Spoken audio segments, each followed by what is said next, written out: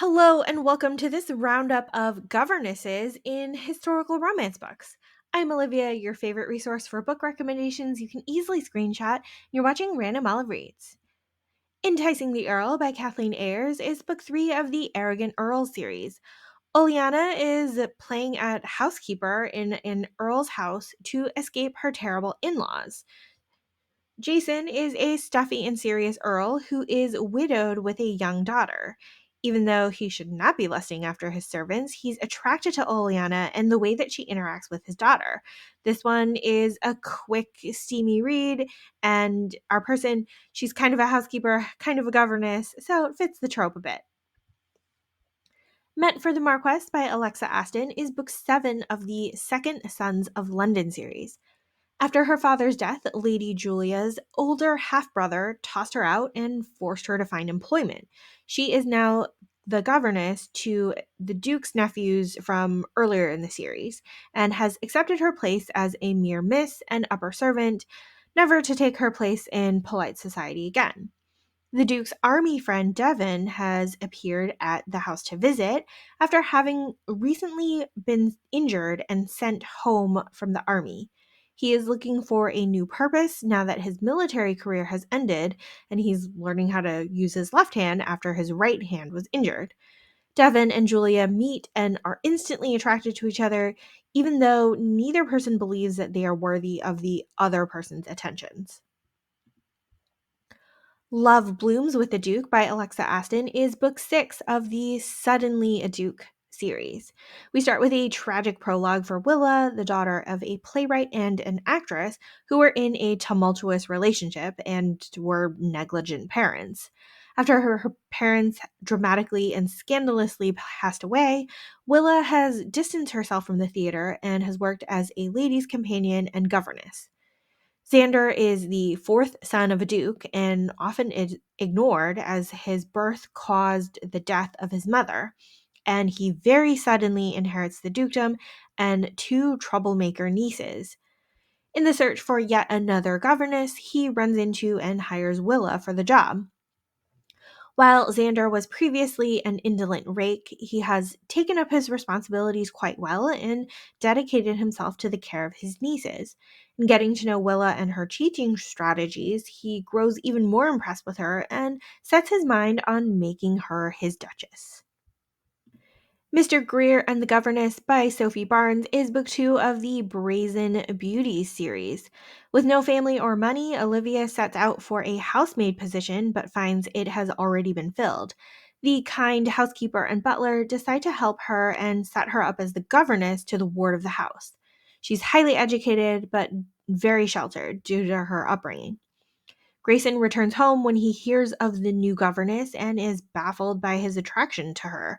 She is slowly working on her sister's list of dreams and finds ways to incorporate them in her experiences. This one is a slow burn romance that's very sweet, aside from the meddlesome neighbors, and ex mistress, and a mischievous brother. What a Difference a Duke Makes by Lenora Bell is book 1 of the School for Dukes series. This one's a bit of a Mary Poppins retelling with our serious Duke with rebellious twins needing to hire a new governess because his kids keep running off the other ones. Of course, our Duke underestimates her at first and then is impressed by her ability to connect with his children. It's pretty much your classic governess widower story. My Brown-Eyed Earl by Anna Bennett is book 1 of the Wayward Wallflower series. Margaret needs the money to support her family, so she shows up for a governess job being offered by William. He is trying to avoid his mother's nagging while caring for twin girls who were left in his care. As these two learn to care for the girls, they spend more time together and pretty quickly fall in love. The Governess Game by Tessa Dare is book 2 of the Girl Meets Duke series. Alex shows up at Chase's house for a new clock setting gig, surprised to find that he is the man that she has been dreaming about since she bumped into him at a bookstore many months ago. She is even surprised to find out that he's an absolute scoundrel.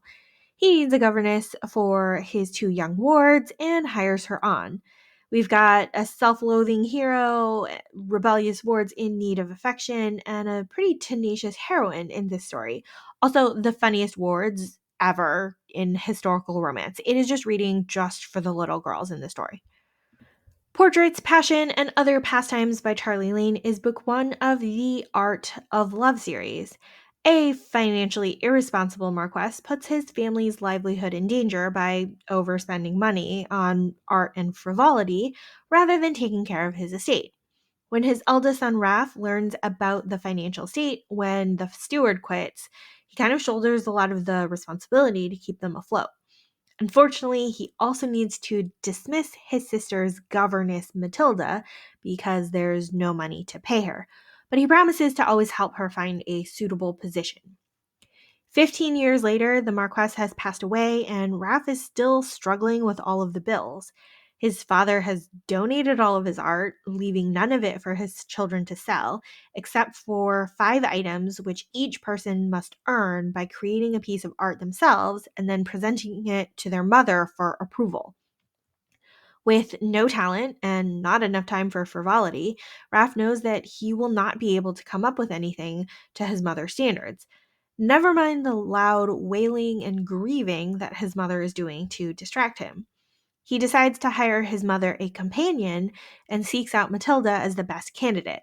She has served as a governess and companion in the past 15 years and is planning on moving to her own cottage. While she's rejecting the offer from Raph at first, the lady she's currently working with suggests that they go together to help the Marchioness with her grief. Raph is also trying to save the estate by marrying an heiress, but he doesn't really feel anything for the ladies he's courting. Everyone's just kind of throwing Raph and Matilda together, and they can only resist their attraction for so long. The Duke's Deceitful Governess by Caroline Lee is book one of the Surprise Dukes series. Rourke has custody of his brother's illegitimate twin children, who are a crazy handful and have been kicked out of a bunch of schools and scared off as many governesses.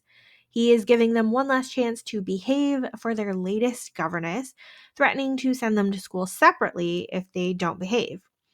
Sophia is the new governess, but she doesn't actually have any experience with children, and she forged her recommendation letters so that she can come to Rourke's estate to search for evidence that he is either complicit or innocent in her old boss's crimes. Sophia is actually surprisingly good with the children and connects with them, and also helps Rourke to connect with them too. Rourke and Sophia are instantly attracted to each other and find ease and companionship with each other. This book is humorous and steamy, but also has a bit of danger involved. Definitely recommended if you want to see a stern, serious, cold Duke learn to love his niece and nephew along with their governess. Duke of Depravity by Scarlett Scott is book one of the Sins and Scoundrels series.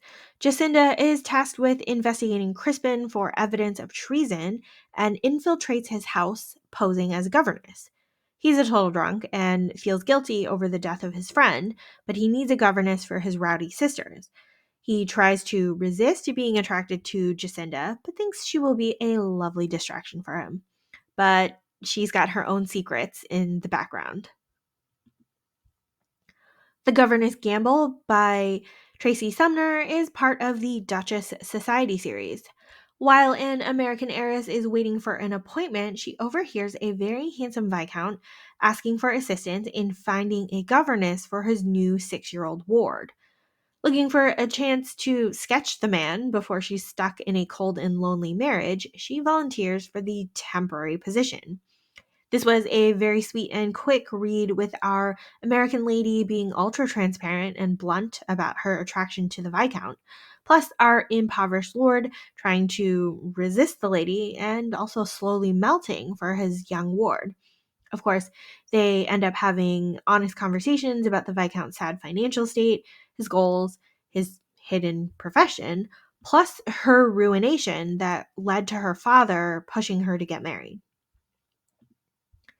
Thank you so much for watching this video. Links to all of these books are in the description box. Like and subscribe to get updates, and you can follow me on Instagram at randomolive.